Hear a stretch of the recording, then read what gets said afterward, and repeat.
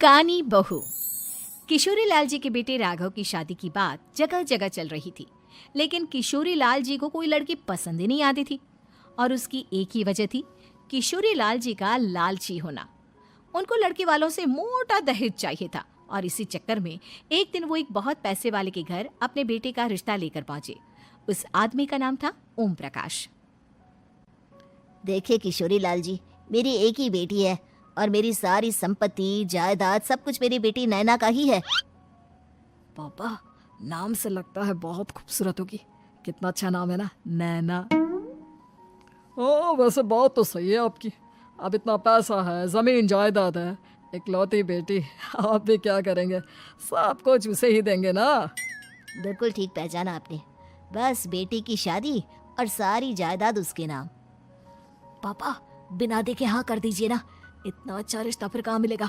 माला माल हो जाएंगे हम। मैं अपनी बेटी को बुलाता हूँ। अरे नहीं नहीं नहीं नहीं, आपकी बेटी का नाम नैना है, सुनकर ही लगता है बहुत सुंदर होगी।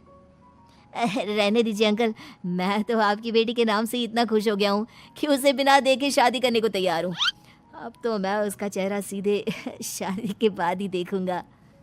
और इस तरह राघव नैना का चेहरा नहीं देखता और उससे शादी कर लेता है।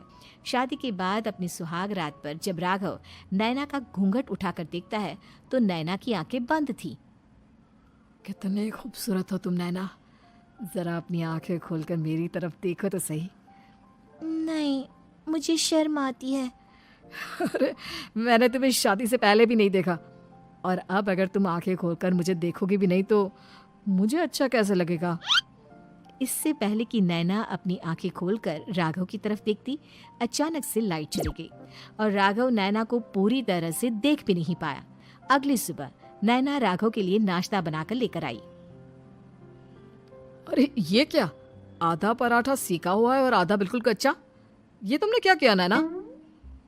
बहू, तुमने क्या आधा पराठा तवे से नीचे लटका कर रखा था, जो आधा सिका है और आधा कच्चा?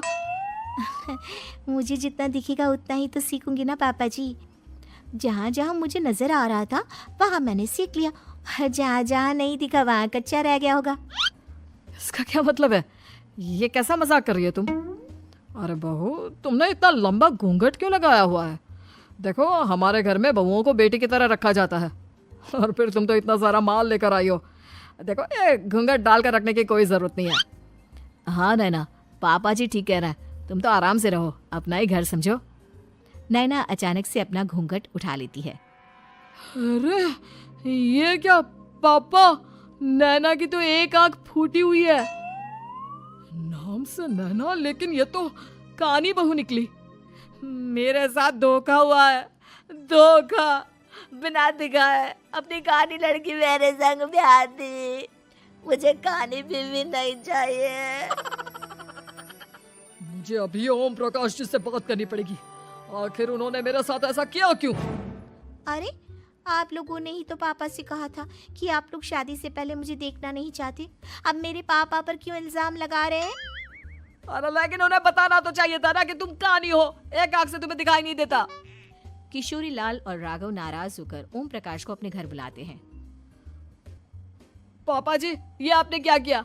शादी से पहले बताया क्यों नहीं कि नैना की आंखों में परेशानी है? अरे, आप ही ने तो लड़की देखने से मना कर दिया था। और लेकिन आप बता तो सकते थे।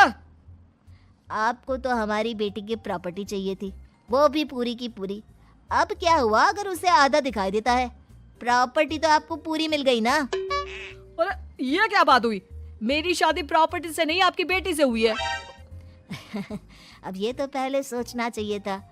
तब तो मेरी प्रॉपर्टी देखकर तुम्हारी जुबान लप लपा रही थी। लेकिन मैं कानी लड़की को अपनी बीवी बनाकर नहीं रख सकता। पापा, कुछ करिए ना आप। हाँ, करता हूँ। देखिए ओम प्रकाश जी, आप हमारे साथ ऐसा नहीं कर सकते। और तुम देखो, अगर तुमने मेरी बेटी से शादी तोड़ी ना, तो जो भी प्रॉपर्टी मैंने तुम्हें दी है वो तो पूरी की पूरी वापस ले ही लूंगा, और आधी प्रॉपर्टी तुम्हारी भी लूंगा। अरे, मेरी आधी प्रॉपर्टी भला क्यों लेंगे आप? इसलिए क्योंकि मेरी बेटी को आधा नजर आता है और उसकी नजर अभी तक तुम्हारी आधी जायदाद पर ही पड़ी है। अब तुम उसे घर से निकालोगे तो कुछ तो लेकर जाएगी ना। और अगर हम आपकी बेटी को अपने घर की बहू बनाकर रखे तो? तो तुम्हारी पूरी प्रॉपर्टी तुम्हारी ही रहेगी, और जो मैंने तुम्हें दिया है ना उसमें से बस मैं आधा लेकर जाऊंगा। अरे लेकिन अब आप अपनी दी हुई प्रॉपर्टी में से आधी वापस क्यों लेकर जाएंगे? अगर मैं आपकी बेटी को अपनी पत्नी बनाकर रखने को तैयार हूं तो। इसलिए ताकि भविष्य में अगर तुम मेरी बेटी को धोखा दो तो उसके पास कुछ तो रहे जो पति का हो। वैसे मेरे पास तो बहुत कुछ है, लेकिन अपने पति की कोई निशानी तो उसके पास होनी चाहिए ना। अब अगर तुमने मेरी बेटी को कहानी कहा तो तुम्हें प्रॉपर्टी भी कहानी ही मिलेगी, पूरी नहीं। जमाए राजा। किशोरी लाल और राघव समझ चुके थे कि वो बुरी तरह फंस चुके हैं और अब उनके पास वहां से निकलने का कोई चारा नहीं है। अब समझ में आया ना, लालच बुरी बला होती है। एक तो तुम्हें प्रॉपर्टी मिली, ऊपर से बीवी मिली, उसमें तुम्हें नखरे भी दिखाने हैं।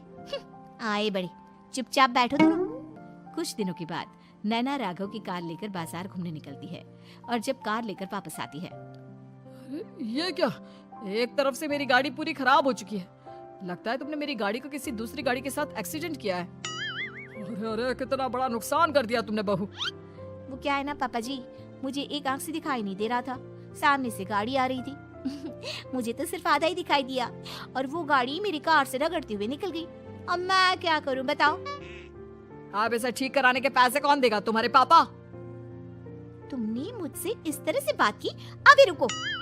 नैना राघव की शिकायत ओम प्रकाश को कर देती है।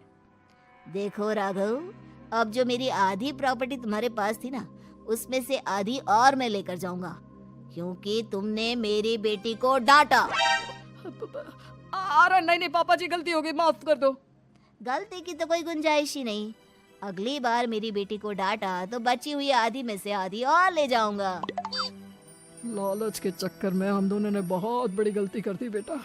एक तो तुम्हें कानी बहू मिली और ऊपर से जो माल मिला वो भी काना। इस तरह राघव की हर एक गलती पर ओम प्रकाश उसकी प्रॉपर्टी का आधा आधा हिस्सा लेकर अपना सारा माल वापस ले गया और राघव को कानी बीवी से काम चलाना पड़ा। भाई लालच वाकई में बुरी बला है।